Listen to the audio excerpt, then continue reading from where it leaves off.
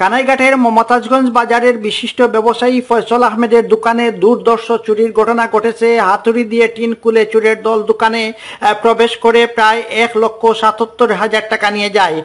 এমনটাই উল্লেখ করে দোকানের মালিক ব্যবসায়ী ফয়সল আহমেদ সন্দেহভাজন দুইজনের নাম উল্লেখ করে আরও 4-5 জনকে অজ্ঞাত আসামি করে কানাইঘাট থানায় একটি লিখিত অভিযোগ দায়ের করেছেন। আমি এ বিষয়ে লক্ষ্মীপ্রসাদ পূর্ব ইউনিয়নের মমতাজগঞ্জ বাজারের ব্যবসায়ী ফয়সল আহমেদের সাথে কথা বলেছি। তিনি আমাকে জানিয়েছেন যে গত সোমবার রাত 12টার দিকে তার ব্যবসা প্রতিষ্ঠান অর্থাৎ দোকানঘর বন্ধ করে কর্মচারী সাবেলকে নিয়ে বাড়িতে চলে যান। প্রতিদিনের ন্যায় পরদিন মঙ্গলবার সকাল 10টায় দোকানে এসে ক্যাশ ড্রয়ার সহ সবকিছু তিনি এলোমেলো এবং অলট পালট দেখতে পান। এতে তার বুঝার বাকি নেই যে আসলে তার দোকানে কি ঘটেছে। তিনি দোকানের অপর প্রান্তে দেখতে পান যে তার দোকানের পিছনের অংশের টিন খোলা রয়েছে। এ সময় চোরের ব্যবহৃত একটি হাতুড়িও তিনি পেয়েছেন।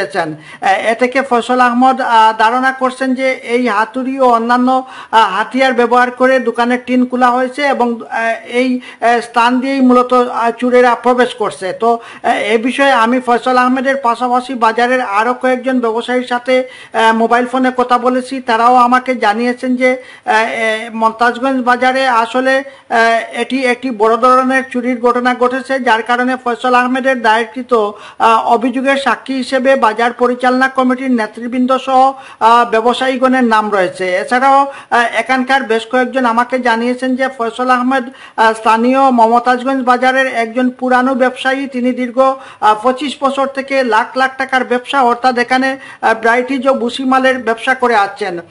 এই মমতাজগঞ্জ বাজারের চুরির ঘটনা রোধ করতে হলে ফয়সল আহমেদের অভিযোগটি দ্রুত তদন্ত করে প্রকৃত আসামিদের গ্রেফতার করতে হবে। কানাইঘাট থানা পুলিশের কাছে এমনটাই অনুরোধ জানিয়েছেন ফয়সল আহমেদ সহ বাজারের ব্যবসায়ীগণ।